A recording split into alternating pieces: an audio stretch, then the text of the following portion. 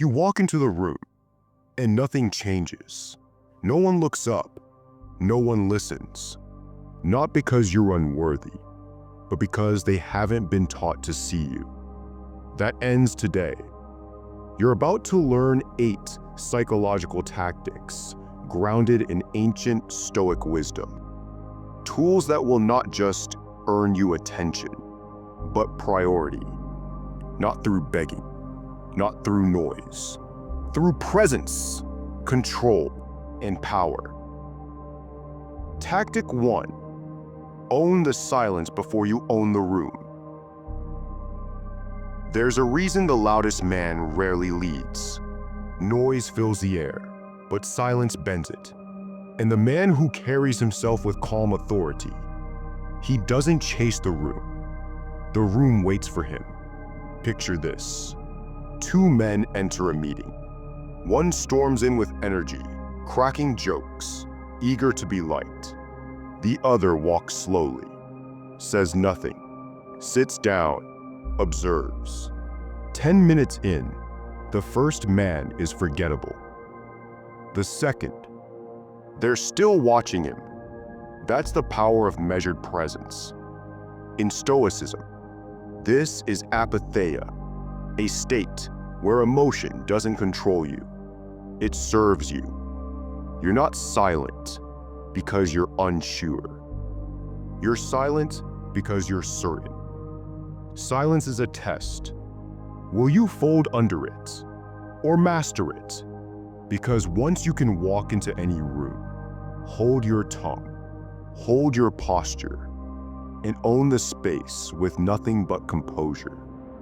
That's when they start leaning in. And in a world addicted to attention, a man who doesn't need to be heard becomes unforgettable. Tactic 2. Presence by absence. Scarcity is a signal. When something becomes rare, it doesn't just become wanted, it becomes watched. Think about gold. It doesn't shout its value, doesn't beg for attention. It simply exists, rare, reserved, and revered. Now think about you. If your time, your energy, your presence are always available, you become common, predictable, expected. And what's expected is rarely appreciated. The Stoics understood this deeply. They spoke of temperance, the discipline to withhold, not just from indulgence, but from being everywhere, all the time. When you're always present, you're overlooked. When you're rarely present, you're anticipated. And anticipation is a powerful drug. Pull back, not to punish, but to preserve. Let your absence be felt like a pause in a song. The silence that sharpens the next note. A man who chooses where to be and when to engage becomes a man whose appearance carries weight. You're no longer part of the noise. You're the contrast, the break in the pattern. And that break is where attention turns into respect. Tactic 3. Be the sun, not the satellite. There's a quiet tragedy in orbiting someone else's world. You spin, day after day, around a center that isn't yours, hoping to be seen, hoping to be chosen. But satellites don't lead, they follow. And the moment you give another person the power to define your direction, you forfeit your own. The Stoics warned of this, the danger of outsourcing your purpose. Marcus Aurelius wrote, "If you are pained by any external thing, it is not this thing that disturbs you, but your judgment of it." In other words, you're free the moment you stop letting others pull your strings. Picture this: 2 men in the same relationship. One waits for every text, cancels plans, rearranges his life to orbit hers. The other, he stays his course, respects her, but doesn't abandon himself. In time, who's valued more? The one who needs her to feel whole, or the one who is whole without needing anyone? When your focus returns to you, your craft, your health, your philosophy, you become the sun. And here's the irony. Once you stop orbiting, others begin to rotate around you. Not because you asked, but because your gravity became impossible to ignore. That's the law of alignment. And the man who lives by it doesn't just move through life. He becomes the axis around which it turns. Tactic 4. Walk away and watch the world chase. A man who cannot walk away is already owned. Owned by fear, owned by attachment, owned by the outcome he's too afraid to lose. But a Stoic is not owned by outcomes. He is owned only by virtue. Now imagine this. Two men are offered the same job. One accepts it immediately, grateful, eager, blind to the fine print. The other reads the offer, pauses, and says, "Number these terms don't align with my values. Thank you, but I'll pass." The room shifts. The employer blinks. They weren't expecting him to walk, and suddenly his value skyrockets. Why? Because when you're willing to walk away, you prove one thing. You don't need them. They need you. That's not arrogance. That's alignment. Epictetus called this the essence of freedom. He is free who lives as he wishes, who is neither compelled nor hindered. Walking away isn't about drama. It's about dignity. Whether it's a toxic relationship, a dead-end job, or someone who keeps you waiting, walking away is the highest form of self-respect. And here's the paradox. The moment you stop chasing, they start wondering where you went. Because the world respects the man who can leave the table, not out of anger, but because he brings his own feast wherever he goes. Tactic 5. Make them feel what it means to miss you. People rarely value what never disappears. Think of a song you love. Play it every day, and eventually, it fades into background noise. Now imagine losing that song for a month. The silence it leaves behind becomes louder than the sound itself. The same is true for you. When your presence is constant, you become assumed. When it's strategic, you become felt. The Stoics never chased. They cultivated lives of deep meaning, where attention was given, not out of habit, but out of intention. Now picture this. You're always texting her first, always available, always fitting into her plans. One day, you don't. You're not cold, just focused, busy building. She notices. She rereads the old texts. She checks your profile. She starts wondering, not because you vanished, but because your value just became visible. The fear of losing you only exists when there's a chance she might. This isn't manipulation, it's equilibrium. When others realize your time, your energy, your loyalty are no longer guaranteed, they stop treating them like background music. And if they don't, the Stoic smiles and walks anyway, because a man who knows his worth doesn't beg to be remembered. He leaves space loud enough to echo. Tactic 6. Reveal less, magnetize more.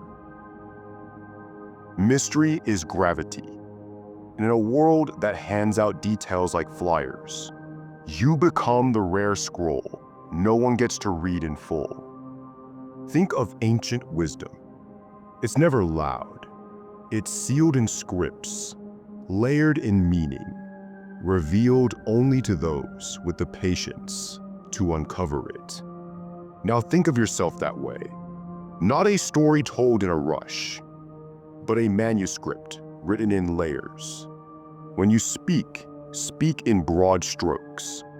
When they ask, offer glimpses. Not lies, not games, but restraint. Let them wonder about your past. Let them guess your next move. Because the scroll that reveals too much too soon loses its worth. The Stoics knew the value of controlled vulnerability. They believed in connection, but not exposure. Because once your life is open to all, you become readable, predictable, replaceable. But when your words are rare, when your thoughts unfold slowly, like old parchment unfurling across time, every sentence gains weight. They don't just listen, they lean in. You are the scroll, not for everyone, but unforgettable to the few who earn the right to read between your lines. Tactic 7. Make them earn you. What's given too easily is forgotten too quickly. But what's earned, that's remembered, that's protected. Think of a rare painting at auction. It's not placed in a shopping cart. It's not hung on a sale rack. It's elevated, encased, untouched. People don't just pay for the canvas. They pay for what it represents. Rarity, effort, value earned through competition. Now think of yourself that way. The man who offers his presence freely is the product on clearance. But the man who requires intentionality, he becomes the masterpiece. The Stoics live this, not out of ego, but from a deep understanding. When you give without boundaries, you teach others to expect without effort. So instead, let them show up. Let them ask. Let them earn. And when they do, respond with presence, not performance. Appreciation, not attachment. Because when someone invests their time, energy, and intention into knowing you, they create a bond they won't break lightly.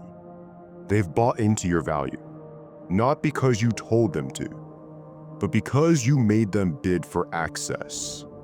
And once they do, you no longer have to ask for priority. You've already become it. Tactic 8. Control the flame. Let no one see you burn. You don't have to be loud to be powerful, and you don't have to react to prove you care. In fact, the man who doesn't flinch, the man who listens instead of lashes, that's the man the world watches with respect and fear. The Stoics called it apatheia, not the absence of emotion, but the mastery of it. When others insult you, remain unmoved.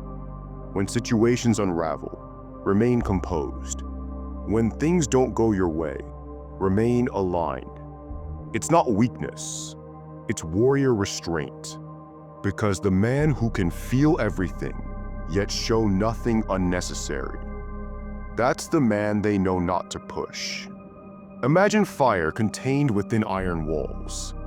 It's still hot, still burning, still capable of destruction, but it's disciplined, director, deadly on command. That's your role. You don't suppress your emotions. You select which ones deserve action. Let others over-explain. Let them beg, rage, overreact. You speak when it matters. You move when it's time. And when you do, they listen. Because the world has enough men who chase control, but very few who already own it.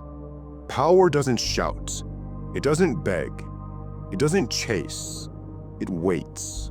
It observes. And when the moment is right, it acts. These tactics aren't tricks. They're not mind games.